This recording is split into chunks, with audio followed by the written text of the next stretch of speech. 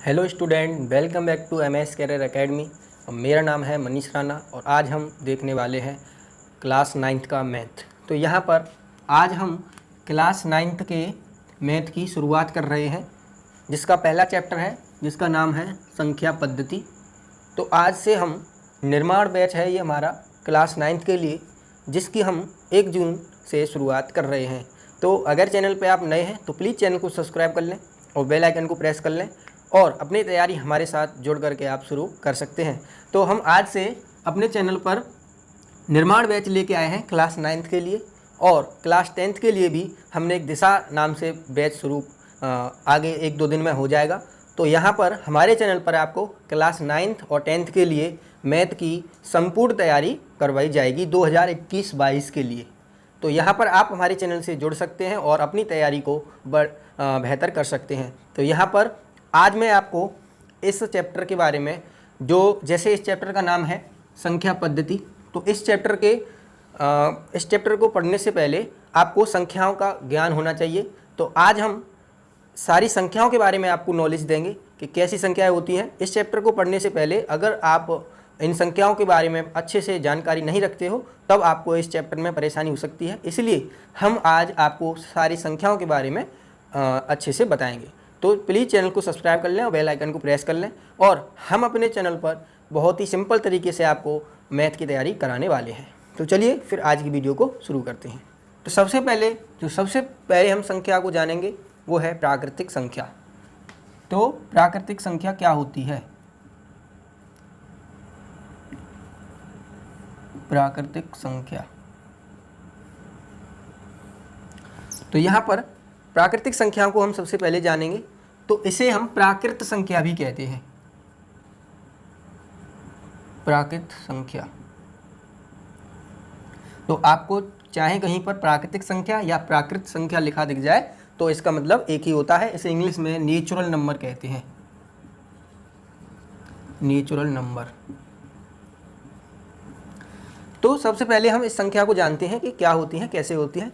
तो जब आप किसी वस्तु को गिनते हो, जैसे मान लीजिए आपको 10 सेब, 50 चेयर और कोई भी चीज़ अगर गिनती करनी है उसकी, तो गिनती के लिए जो संख्याएं उपयोग में लाई जाती हैं उन्हें हम प्राकृतिक संख्याएं कहते हैं। जैसे 10 पेन, 50 सेब, 2 कुर्सी। तो गिनती के लिए हम जो संख्याओं का उपयोग करते हैं उन्हें हम प्राकृतिक संख्या कहते हैं। गिनती, यहाँ पर मैं आपको एक चीज़ और बता देता हूँ। हम अपने चैनल पर जो भी चीज़ें आपको बोर्ड पर कराएंगे उसका पूरा मेरे हाथ से बना हुआ PDF आपको प्रोवाइड हो जाएगा। तो यहाँ पर आप अपना पूरा ध्यान यहाँ पर लेक्चर को समझने में दे सकते हैं और उसके बाद में वीडियो के डिस्क्रिप्शन बॉक्स में आपको उसका लिंक मिल जाएगा, जहाँ से आप उसको डाउनलोड कर सकते हैं और बिना कोई भी दिक्कत के यहाँ पर आप अपनी तैयारी को कर सकते हैं। तो मैं यहाँ पर लिख देता हूँ विद PDF। तो यहाँ पर आपको पूरा अपना ध्यान यहाँ लेक्चर को समझने में रखना है और बाद में किस तरीके से आपको वो कॉपी करना है वो आप उस नोट्स में से लिख सकते हैं। तो यहाँ पर चलिए देखिएगा, गिनती, यहाँ पर ऐसे लिख सकते हैं, वस्तुओं की गिनती करने वाली संख्याओं को प्राकृतिक संख्याएं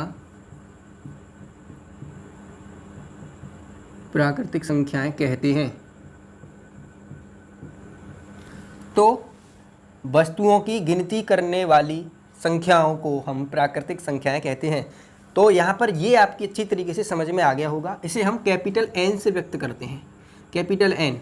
तो वस्तुओं की गिनती हम कहाँ से करेंगे? जैसे अभी मैंने आपको बताया कि 10 कुर्सी हैं या 50 सेब हैं, 5 केले हैं, 3 पेन हैं। तो हम जब गिनती करते हैं तो वहाँ पर जो संख्याएं होती हैं उन्हें हम प्राकृतिक संख्या कहते हैं। जैसे 1, 2, 3, 4 ऐसे अनंत तक।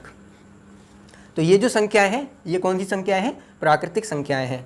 तो अभी अगर आपसे कोई ये पूछता है कि सबसे छोटी प्राकृतिक संख्या कौन सी है, तो सबसे छोटी आपकी प्राकृतिक संख्या 1 है, क्योंकि प्राकृतिक संख्या की शुरुआत 1 से हुई है।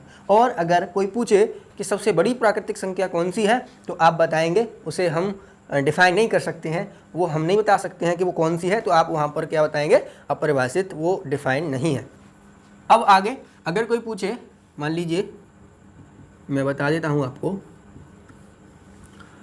जैसे अगर मान के चलिए किसी ने बोल दिया क्या 2.5 एक प्राकृतिक संख्या है, तो देखिए यहाँ पर ये 2.5 लिखा हुआ है, 2.5 का मतलब, तो देखिए 2 के बाद 3 आता है प्राकृतिक संख्या में, न कि बीच का 2.5 आता है, तो यहाँ से आप बोल देंगे कि ये एक प्राकृतिक संख्या नहीं है। या फिर 1/2 ये भी एक प्राकृतिक संख्या नहीं है, क्योंकि यहाँ पर आप देख सकते हैं। और अगर कोई संख्या आपको ऋणात्मक दी जाती है, जैसे -5, तो ये एक प्राकृतिक संख्या नहीं है, क्योंकि हमारे इस जो हमने यहाँ पर ये प्राकृतिक संख्याओं को दर्शाया है, इसमें कहीं पर भी ऋणात्मक संख्या नहीं आती है। तो यहाँ पर आपकी समझ में आ गया होगा। इसे कैपिटल N से व्यक्त करते हैं, और ये 0 को छोड़कर आप ऐसे भी बोल सकते हैं, 0 को छोड़कर गिनती में आने वाली सभी संख्याओं को प्राकृतिक संख्याएं कहते हैं।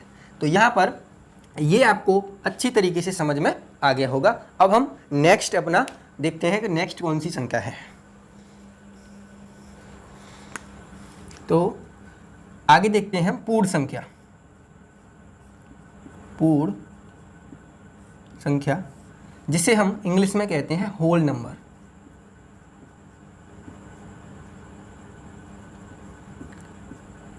अब ये पूर्ण संख्या कौन सी होती हैं, तो आप यहाँ पर ध्यान रखिएगा कि पूर्ण संख्या कौन सी होती हैं, कि यदि हम प्राकृतिक संख्याओं के समूह में 0 को और जोड़ लें, तो जो आपको समूह प्राप्त होगा, उस समूह को हम पूर्ण संख्याओं का समूह कहेंगे। तो यहाँ से क्या बताया मैंने कि यदि हम यहाँ पर प्राकृतिक संख्याओं के समूह में 0 को और ऐड कर लें, तो अभी देखिए वो समूह क्या था, 1 2 3 4 और ऐसे अनंत तक था। इस समूह में अगर मैं 0 को और ऐड कर दूं, तो ये जो समूह मिला है मुझे, अब ये पूर्ण संख्याओं का समूह है। इसे हम W से व्यक्त कर सकते हैं, इसे होल नंबर कहते हैं इसलिए। तो यहाँ पर आपकी ये समझ में आ गया होगा। अब मैं आपको 1-2 एग्जाम्पल से इसे समझा देता हूँ। मान लीजिए अभी ये तो आपकी समझ में आ गया होगा। तो अगर कोई आपसे पूछता है कि सबसे छोटी पूर्ण संख्या कौन सी है, तो आप बताएंगे सबसे छोटी पूर्ण संख्या आपकी 0 होती है। और सबसे बड़ी, तो आप बताएंगे सबसे बड़ी प्राकृतिक संख्या हमको पता नहीं है, वो अनंत। देखिए अनंत का मतलब है हमको नहीं पता है कि कौन सी है, तो हम ये बता सकते हैं ये क्या है, अपरिभाषित है। हमको नहीं पता है कि सबसे बड़ी प्राकृतिक संख्या पूर्ण संख्या कौन सी है। तो यहाँ पर अभी देखिए अगर आपसे कोई पूछता है कि -3 यह क्या कोई पूर्ण संख्या है, तो आप बताएंगे नहीं, क्योंकि इस समूह में कहीं पर भी ऋणात्मक चिन्ह नहीं है। तो अब अगर कोई संख्या ऐसे लिखी हो 7/3, तो ये भी एक पूर्ण संख्या नहीं है। तो यहाँ पर आप देख सकते हैं कि न तो ऋणात्मक संख्या पूर्ण संख्या हो सकती है, और ना ही कोई भिन्नात्मक संख्या पूर्ण संख्या हो सकती है, और ना ही कोई ऐसे अगर दशमलव में लिखी है वो भी कोई प्राकृतिक संख्या या पूर्ण संख्या नहीं होगी। तो आशा है ये दोनों संख्याएं आपके अच्छी तरीके से समझ में आ गई होंगी। अब हम नेक्स्ट संख्या देखते हैं कौन सी। अब चलिए अब हम अपना आगे की संख्या देखते हैं कि कौन सी होती है। तो हम आगे संख्या रखते हैं पूर्णांक। पूर्णांक संख्याएं। तो देखिए पूर्णांक संख्याएं क्या होती हैं। तो देखिए पूर्णांक का मतलब है पूरा अंक। तो पूर्णांक से ही आपकी समझ में आता है कि पूरा अंक।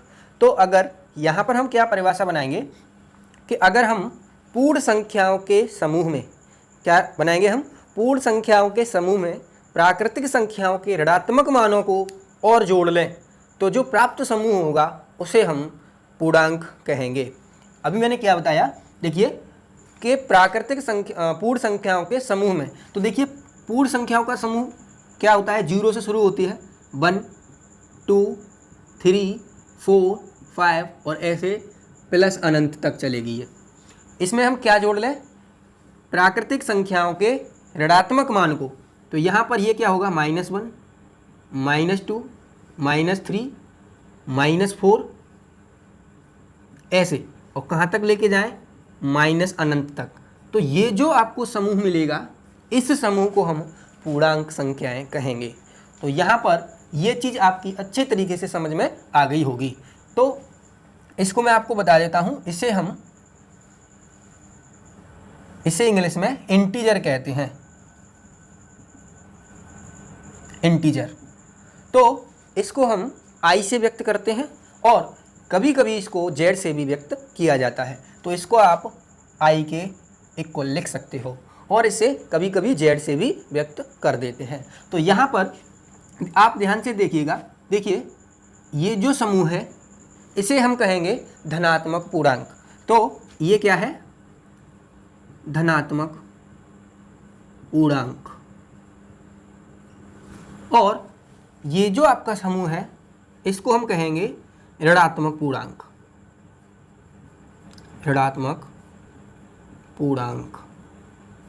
और ये जो आपका 0 बचा है इसे हम कहते हैं शून्य पूर्णांक, शून्य पूर्णांक। तो यहाँ से आपकी समझ में आ गया होगा कि ये जो पूर्णांक होता है वो 3 प्रकार के होते हैं। कौन से, ऋणात्मक पूर्णांक, धनात्मक पूर्णांक और शून्य पूर्णांक और धनात्मक पूर्णांक। तो यहाँ से पूर्णांकों को 3 भागों में बांटा गया है। मैं एक बार पूर्णांक को आपको दोबारा से परिभाषा बता देता हूँ। अगर आपको परिभाषा अच्छे ढंग से आपको देखना है तो आप इस वीडियो के डिस्क्रिप्शन बॉक्स में आपको मिल जाएगा, मेरे हाथों से बना हुआ नोट्स है। तो यहाँ पर आप केवल इसको समझने पर पूरा फोकस रखिए और उसकी कोई चिंता मत करिए, वो आपको वहाँ से मिल जाएगा और आप उसे आसानी से डाउनलोड करके लिख लेना अपनी कॉपी में। तो यहाँ से मैं आपको दोबारा से बता देता हूँ, मैंने परिभाषा में क्या बताया कि पूर्ण संख्याओं के समूह में, तो यहाँ से 0 से ये अनंत तक पूर्ण संख्याओं का समूह है। इसमें मैं क्या करता हूँ कि प्राकृतिक संख्याओं के ऋणात्मक मानों को और ऐड कर लेता हूँ। तो यहाँ से मैंने प्राकृतिक संख्याओं के ऋणात्मक मानों को लिख लिया और फिर जो समूह बना वो पूरा पूर्णांक कहलाता है। और जो धनात्मक संख्याओं का समूह होता है उसे हम धनात्मक पूर्णांक कहते हैं, और जो ऋणात्मक पूर्णांकों का समूह होता है उसे हम ऋणात्मक पूर्णांक कहते हैं, और जो शून्य है उसे हम शून्य पूर्णांक कहते हैं। तो ये बात आपको अच्छे तरीके से समझ में आ गई होगी। अब मैं आपको एक आध चीज़ बता देता हूँ। जैसे अगर आपसे कोई कहता है कि बताओ क्या 3.5 एक पूर्णांक है, तो आपको बताना है नहीं, क्योंकि जो भी हमने यहाँ पर आपको बताया है वहाँ पर कहीं भी कोई दशमलव का संख्या नहीं आता है। और अगर आपसे कोई कहता है -5 क्या कोई पूर्णांक है, तो हाँ ये एक पूर्णांक है। ये कौन सा पूर्णांक है, ऋणात्मक पूर्णांक है। तो अगर 0 तो मैंने अभी बता दिया है, तो 0 तो एक पूर्णांक है ही। तो यहाँ पर पूर्णांक का मतलब होता है पूरा अंक। तो यहाँ पर पूर्णांक ऋणात्मक भी होते हैं, धनात्मक भी होते हैं और शून्य भी होते हैं, केवल वो भिन्नात्मक रूप में नहीं होते हैं। लेकिन वहाँ पर भी आपको समझना होगा, जैसे अगर मैं लिख दूँ 15/3, क्या ये एक पूर्णांक है? तो देखिए अभी मैंने आपको जैसे बताया कि भिन्नात्मक रूप में, तो आपको वो चीज़ देख लेनी है। तो ये देखिए यहाँ से पूरा कैंसिल हो जाएगा, तो ये क्या हो जाएगा, एक पूर्णांक हो जाएगा 15/3। जैसे अगर कोई संख्या आती है जैसे 20/3, यहाँ ये कैंसिल नहीं हो सकता है, तो ये एक पूर्णांक नहीं होगा। तो ये बात आपको अच्छी तरीके से समझ में आ गई होगी। ये धनात्मक भी हो सकता है, ऋणात्मक भी हो सकता है और शून्य भी हो सकता है, केवल डेसिमल में नहीं हो सकता है। तो यहाँ से ये बात आपको समझ में आ गई होगी। अब मैं आपको 1-2 चीज़ और बता देता हूँ इसी में। देखिए यहाँ पर कभी कभार आपको क्या है कि देखिए मैंने जैसे आपको बताया कि इसको i या z से व्यक्त कर सकते हैं। तो यहाँ पर अगर z प्लस आपको कहीं लिखा दिख जाए तो इसका मतलब है आपको समझ लेना है कि ये धनात्मक पूर्णांकों की बात कर रहा है। अगर z के ऊपर माइनस लगा है इसका मतलब है ऋणात्मक पूर्णांकों की समूह की बात करी जा रही है। और i पर भी प्लस या फिर माइनस हो सकता है। तो अगर माइनस होगा तो आप समझ जाएंगे कि ऋणात्मक पूर्णांकों की बात की जा रही है। तो ये बात आपकी अच्छी तरीके से समझ में आ गई होगी। और यहाँ पर 1-2 बात आपको और ध्यान में रखनी है। यहाँ से आप देखिएगा कि धनात्मक पूर्णांक, देखिए धनात्मक पूर्णांक की शुरुआत कहाँ से हो रही है, 1 से। तो यहाँ पर आपको ध्यान में रखना है कि धनात्मक पूर्णांक 0 से बड़े होते हैं। धनात्मक पूर्णांक हमेशा शून्य से बड़े होंगे। तो यहाँ पर धनात्मक पूर्णांक बड़े होंगे शून्य से। और यहाँ पर आप देखिएगा ये जो ऋणात्मक पूर्णांक है ये -1 से शुरू होता है और जब हम लेफ्ट साइड में चलेंगे तो ये छोटा ही होता जाएगा। -1 से छोटा -2, -2 से छोटा -3, -4 और अनंत तक ये छोटा ही होता जाएगा। और यहाँ पर आप देख सकते हैं यहाँ बीच में 0 है, तो हम ये कह सकते हैं कि ऋणात्मक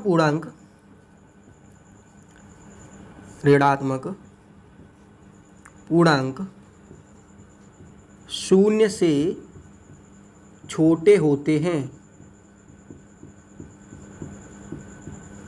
तो ऋणात्मक पूर्णांक शून्य से छोटे होते हैं। तो ये बात आपको समझ में आ गई होगी। अब हम देखते हैं अपना नेक्स्ट हमारी कौन सी संख्या है। तो चलिए अब हम अपनी अगली संख्या देखते हैं। यहाँ पर अगली संख्या है अभाज्य संख्या। अभाज्य संख्या कौन सी होती है? तो आप देखिएगा अभाज्य संख्या हम उन संख्याओं को कहेंगे केवल जैसे वह संख्याएं जिनके केवल 2 गुणनखंड होते हैं। वे संख्याएं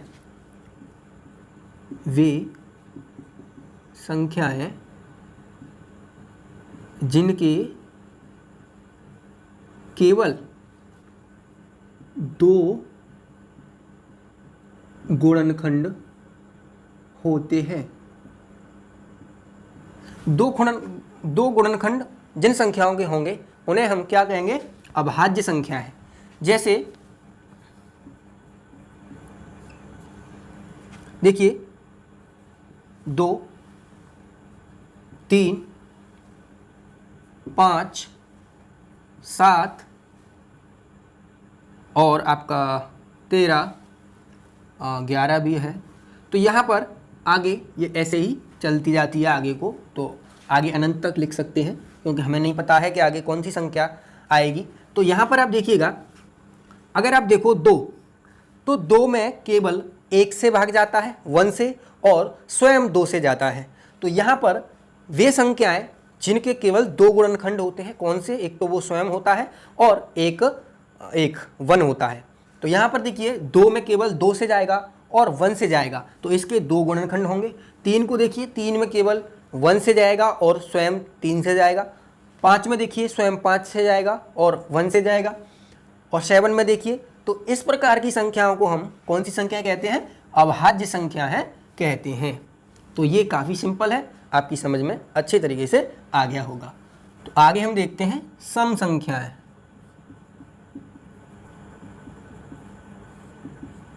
सम संख्याएं कौन सी होती हैं? तो वे संख्याएं जो 2 से पूर्ण रूप से विभाजित हो जाती हैं उन संख्याओं को हम सम संख्याएं कहते हैं।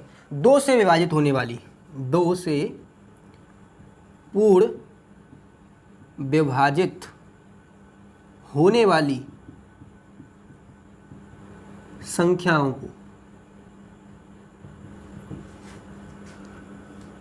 सम संख्याएं कहते हैं।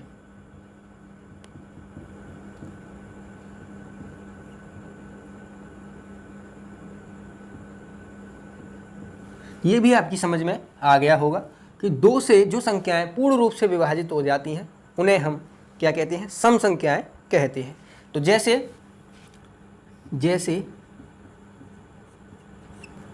2, 4, 6, 8 आगे ऐसे अनंत तक। तो यहाँ पर देखिए 2 में 2 का भाग पूर्ण रूप से चला जाएगा, 4 में 2 का भाग पूर्ण रूप से चला जाएगा, 6 में, 8 में। ऐसे ही जो संख्याएं 2 से पूर्ण रूप से विभाजित हो जाती हैं उन्हें हम सम संख्याएं कहते हैं। तो यहाँ पर आप देखिएगा कि जो 2 है वो आपका सम भी है और अभाज्य भी है। तो 2 अभाज्य संख्याओं में भी गिना जाता है और आपका सम संख्याओं में भी गिना जाता है, क्योंकि ये दोनों की जो कैटेगरी होती है उन्हीं में आता है। क्योंकि यहाँ पर क्या शर्त थी कि 2 गुणनखंड होने चाहिए, तो इसके 2 गुणनखंड हैं 1 और 2 स्वयं। और यहाँ पर 2 से भाग जाना चाहिए, तो यहाँ पर भी 2 से भाग चला जाता है। तो ये इस प्रकार सम और आपका अभाज्य दोनों है। चलिए अब हम अगली संख्या अपनी देखते हैं, तो वो है हमारी विषम संख्याएं। तो विषम संख्याएं कौन सी होती हैं? तो जो संख्याएं 2 से विभाजित नहीं होती हैं, 2 से विभाजित नहीं होती हैं, 2 से विभाजित नहीं होती हैं, वे संख्याएं जो 2 से पूर्ण रूप से विभाजित नहीं होती हैं उन्हें हम क्या कहते हैं? विषम संख्याएं कहते हैं। तो जैसे 1, 3, 5, 7, 9, 11 ऐसे ही अनंत तक। तो ये काफ़ी सिंपल है, आपकी समझ में आ गया होगा कि विषम संख्याएं कौन सी होती हैं? जो 2 से विभाजित नहीं होती हैं उन्हें हम विषम संख्याएं कहते हैं। तो चलिए अब हम आगे देखते हैं। तो यहाँ पर आप इसको ऐसे भी समझ सकते हैं कि देखिए विषम संख्याओं में जब भी हम 1 जोड़ेंगे तो हमको आगे जो संख्या मिलेगी वो सम मिलेगी। जैसे आप 1 में 1 जोड़िए तो 2 मिल जाएगी, तो 2 एक सम संख्या है। 3 में 1 जोड़िए तो कितना मिलेगा? 4 एक सम संख्या है। 5 में 1 जोड़ेंगे तो 6 मिलेगा, तो ये एक सम संख्या है। तो इस प्रकार भी आप इसको समझ सकते हैं। चलिए अब हम आगे देखते हैं। आगे है हमारी परिमेय संख्याएं। परिमेय संख्याएं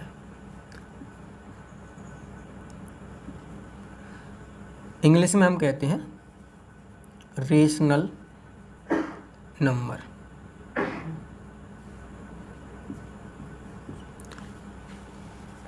रेशनल नंबर परिमेय संख्याएं। तो देखिए यहाँ आप इसको ध्यान से समझिए, ये सबसे मोस्ट इम्पोर्टेंट संख्याएं हैं। परिमेय संख्याएं आपको 9th में इस चैप्टर में आएंगी और 10th के पहले चैप्टर में परिमेय संख्याओं का बहुत ही ज़्यादा यूज है। तो ये आप यहाँ पर समझ लेना अच्छी तरीके से। तो देखिए जो संख्याएं P/Q के रूप में लिखी जा सकती हैं, जिन संख्याओं को हम P/Q, P हमारा यहाँ पर अंश है और Q हमारा हर है, तो जो संख्याएं अंश बटे हर के रूप में लिखी जा सकती हैं उन्हें हम परिमेय संख्याएं कहते हैं। लेकिन यहाँ पर क्या होना चाहिए? ये शर्त है इसकी कि P व Q पूर्णांक होने चाहिए, पूर्णांक, और Q 0 के बराबर न हो। क्या शर्त है?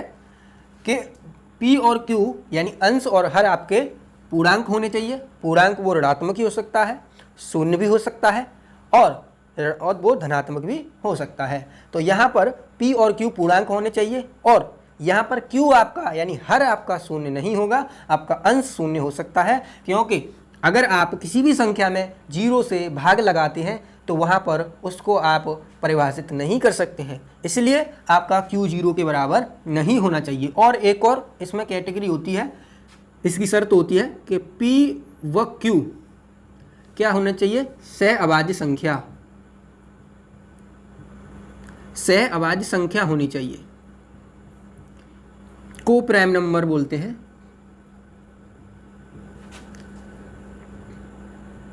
को प्राइम नंबर। तो ये क्या होती है?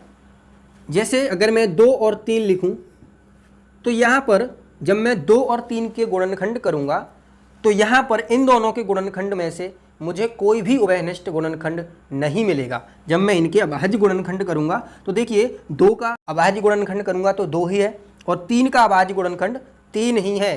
तो 2 और 3 में से कोई भी उभयनिष्ठ गुणनखंड नहीं है, इसलिए ये जो आपकी संख्याएं हैं ये बोली जाएंगी अभाज्य संख्याएं। जैसे 2 और 9 ये भी आपकी अभाज्य संख्याएं हैं, सॉरी सहअभाज्य संख्याएं हैं, क्योंकि यहाँ पर इन दोनों के जब मैं अभाज्य गुणनखंड करूँगा तो वहाँ से भी मुझे कोई भी उभयनिष्ठ गुणनखंड नहीं मिलेगा।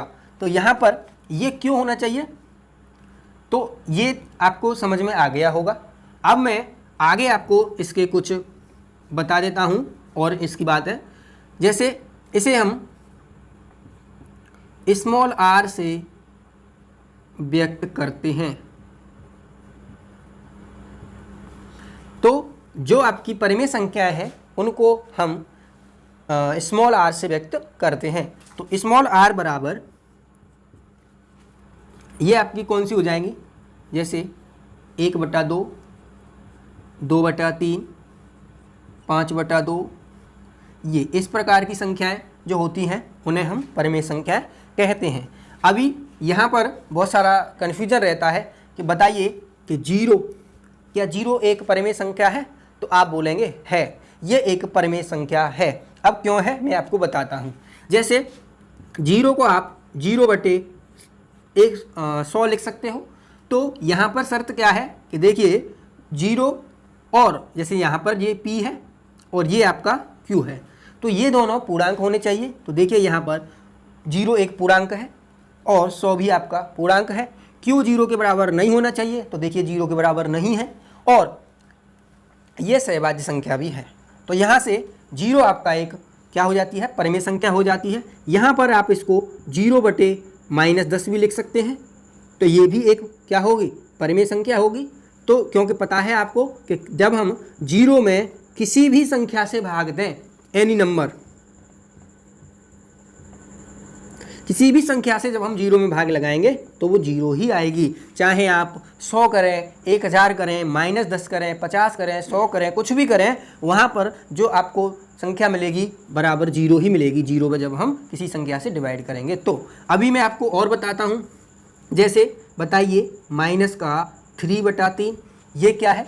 क्या ये एक परिमेय संख्या है? तो हम बोलेंगे ये एक परिमेय संख्या है। तो यहाँ पर देखिए -5/3, तो माइनस का 5 पूर्णांक है और आपका 3 भी पूर्णांक है और 3 आपका 0 के बराबर नहीं है, तो इसलिए ये आपकी एक परिमेय संख्या कहलाएगी। अब मान लीजिए क्या 1.5 एक पूर्णांक परिमेय संख्या है? तो आप सोचिए क्या ये एक परिमेय संख्या है? तो अभी मैंने आपको बताया था कि आपका यहाँ पर देखिए मैं 1 मान सकता हूँ, तो क्या 1.5 तो पूर्णांक नहीं है और 1 तो पूर्णांक है। तो 1.5 पूर्णांक नहीं है तो क्या ये एक परिमेय संख्या नहीं है? हाँ, ये एक परिमेय संख्या है, क्योंकि जब हम यहाँ से दशमलव हटाएंगे तो ये कितना हो जाएगा, ये यहाँ पर एक 0 आ जाएगी। और यहाँ पे अब आप देखेंगे तो 15 एक पूर्णांक है और 10 भी एक पूर्णांक है, तो ये एक परिमेय संख्या होगी। तो यहाँ से ये चीज़ आपके अच्छी तरीके से समझ में आ गई होगी कि जो परिमेय संख्याएं हैं वो ऋणात्मक भी हो सकती हैं, धनात्मक भी हो सकती हैं और शून्य भी एक परिमेय संख्या है। तो ये चीज़ आपकी अच्छी तरीके से समझ में आ गई होगी। अब मैं आगे बढ़ता हूँ। अगली जो हमारी संख्या है वो है अपरिमेय संख्याएं। अपरिमेय संख्याएं, इरेशनल नंबर। तो आपकी अपरिमेय संख्याएं कौन सी होंगी? तो जिन संख्याओं को हम p/q के रूप में नहीं लिख सकते हैं उन संख्याओं को हम अपरिमेय संख्याएं कहेंगे। तो जो संख्याएं p/q के रूप में नहीं लिखी जा सकती हैं उन संख्याओं को हम क्या कहेंगे? अपरिमेय संख्या हैं। तो जैसे आपका √2, √3, √5, ऐसे जो अंडर रूट में संख्याएं हैं उनको हम क्या कहेंगे? अपरिमेय संख्याएं कहेंगे। तो अभाज्य संख्याओं का ऐसे भी बोल सकते हैं कि अंडर रूट के अंदर अगर कोई अभाज्य संख्या आएगी तो उसे हम क्या बोलेंगे? अपरिमेय। तो आशा है ये चीज़ भी आपकी समझ में आ गई होगी। अब हम आगे देखेंगे। देखिए ये जो मैं आपको परिमेय और अपरिमेय जो चीज़ बता रहा हूँ, यहाँ पर ये आपको हाई स्कूल में बहुत ही ज़्यादा, यानी 10th क्लास का जब आप फर्स्ट चैप्टर पढ़ेंगे तो वहाँ पर ये बहुत ही ज़्यादा इंपॉर्टेंट है। तो इसलिए मैं इसका बेसिक पार्ट बना रहा हूँ, इसलिए मैंने यहाँ पर उन चीज़ों को भी कवर कर लिया है जो आपके 10th के भी लिए भी बहुत ही ज़्यादा इंपॉर्टेंट है। तो आशा है आपके ये समझ में आ गए होंगे। अब मैं आपको बताता हूँ वास्तविक संख्याएँ। तो वास्तविक संख्याएँ आपका 10th क्लास के मैथ का फर्स्ट चैप्टर है, तो वहाँ पर भी हम इसी वीडियो को पढ़ेंगे क्योंकि ये दोनों के लिए बेसिक है। तो इसीलिए मैं आपको वास्तविक संख्याएं भी बता देता हूँ। वास्तविक संख्याएं, रियल नंबर। तो वास्तविक संख्याएं कौन सी होती हैं? तो अब तक देखिए अगर मैं बोलूँ वास्तविक संख्याएं बराबर अपरिमेय प्लस परिमेय। तो वास्तविक संख्याओं के अंतर्गत परिमेय और अपरिमेय दोनों ही, जैसे परिमेय में हमने जो पढ़ा और अपरिमेय में जो भी हमने पढ़ा, वो सारी संख्याएं आपकी वास्तविक संख्याएं कहलाती हैं। तो यहाँ पर ये भी चीज़ आपकी अच्छी तरीके से समझ में आ गई होगी, और इसको हम कैपिटल आर से व्यक्त करते हैं। इसको वास्तविक संख्याओं को कैपिटल आर से व्यक्त करते हैं। तो यहाँ पर आज मैंने आपको ये छोटी छोटी चीज़ें बताई संख्याओं के बारे में कि कौन सी संख्या क्या होती है, ये आपको बहुत ही ज़्यादा इम्पोर्टेंट है। तो आशा है आज की वीडियो से आपको कुछ सीखने को मिला होगा। तो अगर आप चैनल पर नए हैं तो प्लीज़ चैनल को सब्सक्राइब कर लें और बेल आइकन को प्रेस कर लें। साथियों, अगर आपका कोई वीडियो से रिलेटेड कोई सजेशन है तो आप उसे हमें बता सकते हैं, कमेंट में मेंशन कर सकते हैं, हम आपको उसका जवाब देने की कोशिश करेंगे। या आपको किसी भी प्रकार का इस लेक्चर में कोई भी अगर आपको कमी दिखता है तो आप उसे कमेंट बॉक्स में ज़रूर लिखें, जिससे कि हम नेक्स्ट वीडियो में उसका सुधार कर सकते हैं। मैं आपको एक बार पुनः बता देता हूँ कि यहाँ पर जो भी चीज़ें हमने आज पढ़ी हैं उसका पीडीएफ आपको इस वीडियो के डिस्क्रिप्शन बॉक्स में मिल जाएगा, जो मेरे हाथों से बना हुआ है। तो वहाँ पर या इस मेरे जो भी लेक्चर होगा उसमें आपको पूरा फोकस रखना है उस कॉन्सेप्ट को समझने में। बाकी जो भी काम है वो मैंने आपके लिए पहले से ही कर दिया है, तो वहाँ से आप उसको डाउनलोड करके अच्छी तरीके से उसे अपने नोटबुक में कॉपी कर सकते हैं। तो अब हम मिलेंगे नेक्स्ट वीडियो में। अगर वीडियो अच्छा लगा है तो प्लीज़ इसको चैनल को सब्सक्राइब करें और बेल आइकन को भी प्रेस कर लें, और अपने साथियों के बारे में बताएं। हमारा निर्माण बैच है हिंदी माध्यम के लिए, हमने ये शुरू किया है 2021 और 22 के लिए। तो आप अपनी तैयारी को बहुत अच्छे तरीके से कर सकते हैं। ये हमारा फर्स्ट लेक्चर था, तो कि आपको वीडियो कैसा लगा उसे ज़रूर बताएँ, और आगे आने वाली जो हमारे लेक्चर हैं उनमें हम बहुत ही सिंपल तरीके से आपको मैथ पढ़ाएंगे। तो आशा है वीडियो आपको पसंद आया होगा। पूरा वीडियो देखने के लिए धन्यवाद।